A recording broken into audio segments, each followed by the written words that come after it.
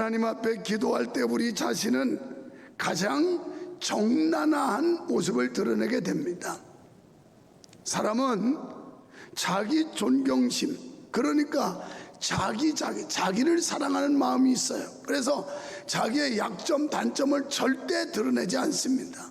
부모에게도, 또 자녀에게도, 친구에게도 어떤 일이 있어도 자기의 단점, 약점을 드러내지 않으려고 해요. 그래서 가끔 보면 자기의 약점이나 단점이 노출됐을 때 목숨까지 끊는 이런 일들, 그러니까 자기의 자존심이 꺾이고 상하게 될 때 생명을 버리는 일까지도 생기게 됩니다.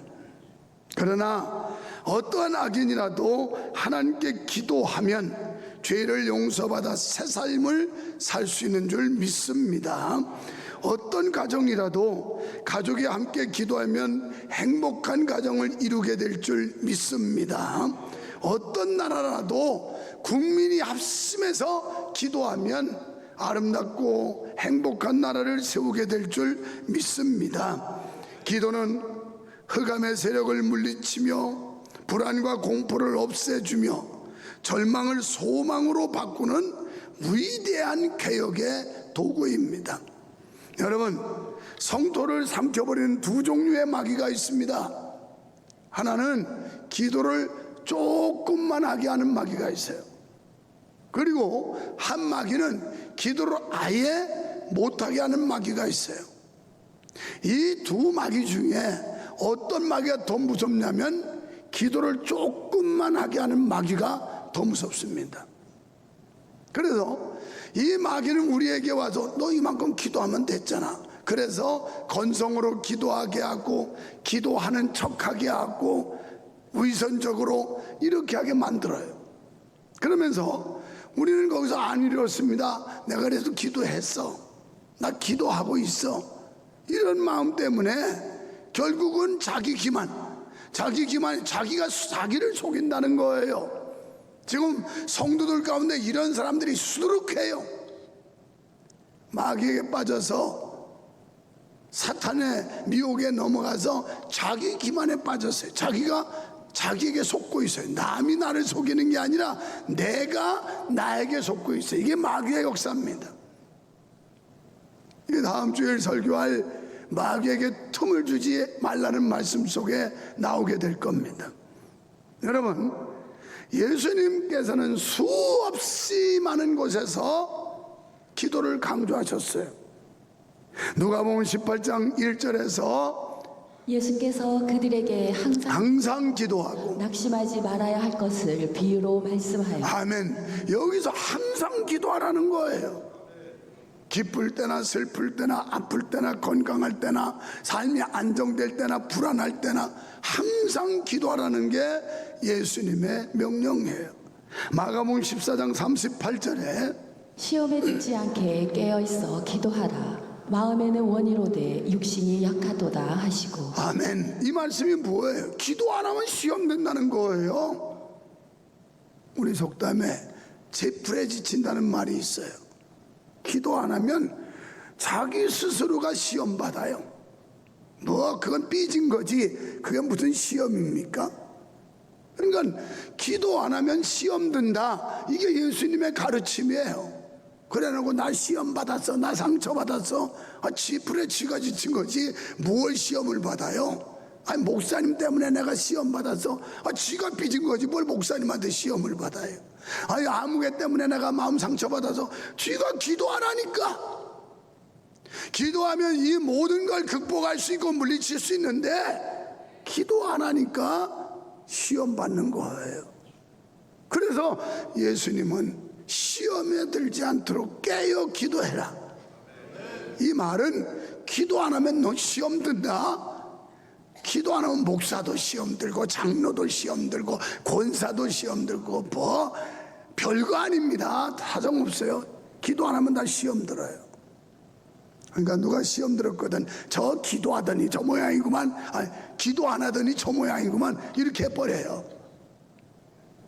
시험 든 사람 만나거든, 그럴 줄 알아서 기도 안 하더니 시험에 빠졌구만, 왜? 예수님의 가르침대로 안 하니까 그렇죠. 자, 마태복음 6장 9절로 13절에 그러므로 우리는 이렇게 기도하라. 하늘에 계신 우리 아버지여, 이름이 거룩히 여김을 받으시오며 나라에 임하시며 뜻이 하늘에서 이루어진 것 같이 땅에서도 이루어지이다. 오늘 우리에게 일용할 양식을 주시옵고 우리가 우리에게 죄 지은 자를 사하여 준 것 같이 우리 죄를 사하여 주시옵고 우리를 시험에 들지 하지 마옵시고 다만 악에서 구하시옵소서. 나라와 권세와 영광이 아버지께 영원히 있사옵나이다. 아멘. 시험에 들지 않게 해달라는 기도를 주님이 가르친 모범적인 기도문에도 이게 나와요. 그러니까 우리가 신앙생활하면서 좌절하고 낙심하고 절망하고 시험에 빠지는 것 전부 다 기도하지 않아서 그래요. 예수님은 그 바쁜 일상 속에서도 기도하는 일이 그분의 일과였어요. 일과. 오죽하면 한적하면 새벽에 기도했고 밤이 맞도록 기도했고 또 밤늦게도 기도했고 틈만 나면 그분의 일과 일상 속에 기도가 생활화됐다는 거예요. 기도하기 죽으라고 싫지요. 그러니까 기도로 안 나오지요. 이걸 뭐 기도를 하라 말아라 해야 되는 겁니까? 아니, 여러분이 크리스찬이라면, 여러분이 신앙인이라면 예수님 가르침 받아야 될 거 아니겠어요?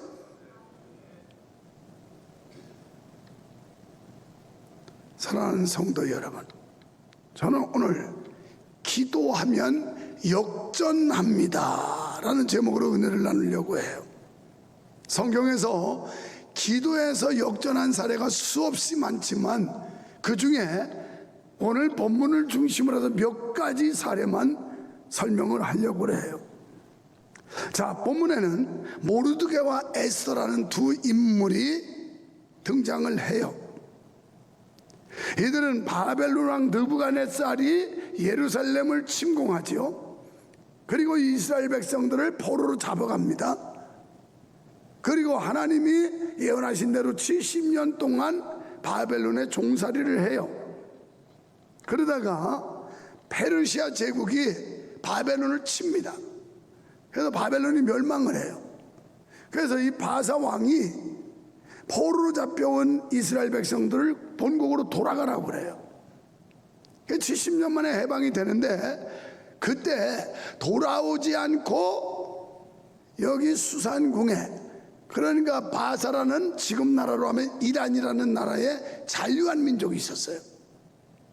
이 민족이 돌아가지 않고 잔류하고 있었는데 그 중에 이 두각을 나타낸 사람이 모르드게라는 사람이에요.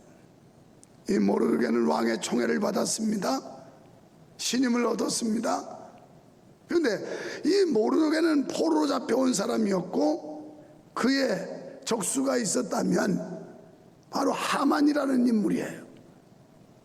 그래서 이 하만이 보니까 저 모르드게는 포로로 잡혀온 이방인인데 내가 이 자국민인데도 불구하고 나보다 왕의 총애를 더 받아? 더 인정받아? 살살 배가 아프기 시작해요. 배 아프면 질투심이 생깁니다. 여러분, 요게 절차 순서예요. 살살 배가 아파요. 남이 열심히 하는 거, 열심히 기도하고 충성하는 거, 요런 건 배가 쌀쌀 아파요. 그러면 거기서 이제 시기와 질투심이 발병을 해. 발병. 이 병이야, 병. 이래서 하만이 저 모르드게를 어떻게 제거할까 궁리를 하게 돼요. 그래서 모함을 꾸미게 되는 겁니다. 이렇게 해서 한날 한시에 이 수산성에 있는 유다 백성들이 다 죽을 몰사 직전에 오는 게 이게 본문의 에스더서의 내용이에요. 이건 역사적으로 예나 지금이나 여전히 정적들이 있어요. 이 정치계는 더하지 않습니까? 하여튼 상대를 죽여야 지가 산다고 생각하니까 살리려고 생각하지 않아요. 어떻게라도 죽이려고 그래요. 이게 마귀의 정체예요. 우리도 자칫 잘못하면 다른 사람이 잘하면 붙고 동료하고 칭찬하고 격려하고 이래도 시원찮을 텐데 갈구어요, 할켜요, 쪼아요, 다리 걸어요. 이래가지고 넘어뜨리고 잡아뜨리려고 해요, 교회 안에서도. 그래서 누가 나보다 좀 더 돋보이는 것 같고 잘하는 것 같고 앞서는 것 같으면 자기는 하기, 우리 속담에 나먹자니 배부르고 남주다니 아깝다. 하여튼 속담 좋은 거 정말 많아요. 내가 하자니 하기 싫고 남 하는 꼴 보니까 보기 싫고 그래가지고 쪼는 거예요. 이거 조심해야 됩니다. 그러다 보니까 자꾸 중상모략 비방 이게 오는 거예요. 그래서 하만을 모함해가지고 하만이 모르드게를 모함해서 왕의 결제를 받아내요. 한날 한시에 몰살하게 돼 있어요. 그리고 하만은 장대를 준비해요. 그날 모르드게의 목을 쳐서 장대 끝에 달리라, 이렇게 계략을 짭니다. 자, 본문은 하만의 흉계로 인하여 이스라엘 백성의 생명이 풍전등화와 같은 위기의 때임을 보여주는데, 이때는 바로 민족의 위기였습니다. 이때는 유다인의 위기의 때로서 모르드게를 비롯한 모든 유다인이 이제 죽음을 당해야 되는데, 이때 옷을 찢고 굵은 배를 입고 죄를 쓰고 대성통곡하던 때입니다. 모르드게는 에스더가 보낸 옷도 거절하고, 그러니까 그 앞장에 보면 모르드게가 배옷을 입고 이러면서 슬퍼하며 기도해요. 그 얘기를 하다하게 듣습니다. 그래서 모르드게가 새 옷, 좋은 옷을 보내요. 그러지 말라고, 갈아입으라고. 그랬더니 그것도 거절하고 배옷을 입고 하나님 앞에 부르짖어 기도해요. 자, 왕의 명령으로 유다인들이 한날 한시에 모두 죽을 날이 예정되어 있었습니다. 이 상황은 사람의 힘으로는 도저히 해결할 수 없는, 왕의 어인이 찍혀서 이미 결제가 떨어져서 이건 빼도 박도 못할 상황이에요. 꼼짝없이 몰살할 수밖에 없는 민족적 위기였습니다. 이때 모르드게는 기도하고 있는 거예요. 우리가 요나서 3장 8절 가보면 사람이든지 짐승이든지 다 굵은 베옷을 입을 것이요 힘써 하나님께 부르짖을 것이며 각기 악한 길과 손으로 행한 강포에서 떠날 것이라. 아멘. 여러분, 이게 어떤 상황이면 요나를 통해서 하나님의 심판을 경고받은 니누의 도성 사람들, 왕으로부터 백성까지 베옷을 입고 죄를 덮었으며 하나님 앞에 철저하게 회개하는 장면이에요. 지금 우리도 나라와 민족을 위해서 기도해야 될 때인 줄 믿으시기 바랍니다. 그래서 6월 1일 거룩한 방파제, 이 타락한 세상과 문화, 이걸 방파제 파도를 막기 위해서 방파제를 짓는 것처럼 우리 믿는 사람들이라도 이 방파제 역할을 해서 이 거센 도전을 막아보자. 이래서 모이는 게 6월 1일 날 국민대회라는 명으로 쾌어 죽지 않은 날 우리는 하나님 앞에 기도하자고 모이는 거예요. 두 번째, 이때는 어떤 때냐? 기도의 때였습니다. 막강한 왕의 명령으로 이루어진 위기의 상황에서 이것은 군사력이나 다른 어떤 힘으로도 해결할 수가 없는 상황이었어요. 유다인들은 식민지요 포로였기 때문에 그들은 속수무책이었습니다. 베옷을 입고 죄를 쓰고 대성통곡하며 오직 암흑과 같은 상황에서 구원자 되신 하나님 앞에 기도하는 길밖에 없었어요. 지금 이 나라 마찬가지. 정치력 가지고 할 수가 있습니까? 어떤 힘으로도 할 수 없는 이 어려운 지경에 하나님 앞에 우리가 기도하는 길밖에 없다는 거예요. 이때 곧 기도할 때입니다. 사랑하는 성도 여러분, 지금 여러분의 형편이 곤란 중에 있습니까? 육체 질병, 가난, 환난, 여러 가지 복잡한 상황에서 이때가 바로 기도할 때라는 사실을 믿으시기 바랍니다. 세 번째는 결단할 때였어요. 에스더는 민족의 고난을 듣고서도 변명하지요. 내가 지금 왕 앞에 부름받지 못한 지가 30일이나 됐습니다. 근데 그때는 왕후가 하나가 아니에요. 남자들 좋았겠어요? 고르면 돼요 그냥. 언제부터 일부 다처제가 없어졌는지 모르겠어. 그래가지고 왕후가 많아서 왕이 불러야 되는 거예요. 오늘은 서성자, 내일은 누구, 이렇게 부르는 대로 가야 되는 거예요. 그런데 지금 에스더는 이방인으로서 포로 잡혀온 여성인데 왕후가 됐거든요. 그런데 자기가 그래요. 내가 지금 왕 앞에 가지 못한 지가 한 달이 됐다. 여러분 규례를 알지 않느냐? 왕의 허락 없이 내가 왕 앞에 내 임의로 나타났을 때 그건 즉결 처형을 당하는 거예요. 여러분 지금 우리 결단할 때예요. 왜 하나님이 택하사 나같이 부족하고 별 볼 일 없는 존재를 하나님의 거룩한 백성의 반열에 세워서 영생의 자식을 삼았을까? 뭔가 하나님이 나를 통해 하고자 하시는 하나님의 계획이 있다는 거예요. 그 계획을 찾아야 되고 잡아야 된다는 거예요. 믿으시면 아멘 합니다. 그래서 하나님께서는 오늘도 우리에게 이런 결단을 요구하시는 거예요. 모든 것에는 하나님의 때가 있고 우리는 기도해야 하고 결단할 때가 있음을 믿으시면 아멘 합니다.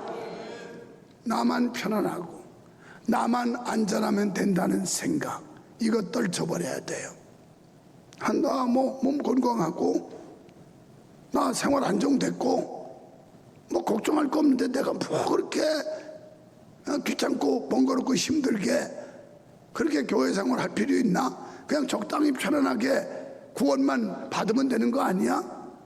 이 생각을 지금 떨쳐버릴 때라는 거예요. 여러분이 명성의 거룩한 공동체라면 지금 거대한 프로젝트를 진행하고 있는데 잠자고 있을 때냐는 거예요. 하나님이 도와주지 않으면 여러분이 무슨 갑부라고, 여러분이 무슨 믿음이 있다고, 매덕 씨가 다 헌금 낼 그런 위치도 역할도 수준도 아니면서, 그럼 하나님 앞에 엎드려 기도라도 해야 될 거 아니냔 말이에요. 기도라. 맞아요. 내가 하나님 앞에 도리를 잘못하면 하나님 또 다른 사람 쓰시는 거예요. 또 다른 사람. 지금 이 말씀에 정말 키포인트가 있어요. 네가 이때 잠잠하면 하나님은 또 다른 사람을 통해서 일하실 것이다. 그러나 이 사명을 등한시하고 외면했던 너는 망한다. 망한다. 알겠어요 여러분? 이거 귀담아 들어야 돼요. 사명을 기피하고 하나님의 명을 불순종하고 제멋대로 불순종하면 결국 너는 망한다. 하나님은 다른 사람 통해 일하신다. 우리가 하나님 쓰심에 기뻐하고 감사하고 나 같은 걸 써주시니 감사합니다. 감사합니다. 지난번 또 거기서도 그랬구나. 공주시 가서 그랬고, 서승기 목사님 신대원 뭐 신학 동기들이 거기 왔대. 수양관에 와가지고 목사님 어떻게 이런 데를 맡으셨습니까? 그러더라고. 참 거기서 그 목사님들이. 그래서 맡은 게 아니라 맡겨줬다니까요. 그럼 또 설명을 했어요. 항상 그렇게 표현해요. 하나님이 나에게 맡겨주셨다. 내가 똑똑하고 현명해서 맡은 게 아니고, 우리가 너무 잘난 척하면 하나님이 일 안 하세요. 네 제주래 해봐. 너 그렇게 잘났니? 너 그렇게 똑똑하니? 그럼 네가 해봐. 안 된다니까요. 그래서 수상구에 있는 사람들이 막 기도했더니 역사가 일어나요. 그래가지고 하나님이 일하시기 시작하는데 6장 1절부터 가보면 기가 막혀요. 왕이 잠이 안 오는 거야. 잠자야 될 때 잠 안 오는 것처럼 힘든 게 없어요. 잠이 안 와. 그래서 뒤척하다가 일어나가지고 이 나라의 그 파사의 역사기를 그 역대 일기를 이렇게 들춰봐요. 그러다 보면 갑자기 주목하게 되는데, 한날 왕궁과 궁문을 지키는 두 신하가 있었는데 이들이 작당을 해가지고 왕을 살해하기로 이렇게 모략을 꾸몄어요. 그걸 갖다가 모르드게가 알고 이 정보를 고발을 해요. 그래서 왕이 위기에 모면한 기사가 쭉 적혀 있는 거예요. 그 신하들을 부릅니다.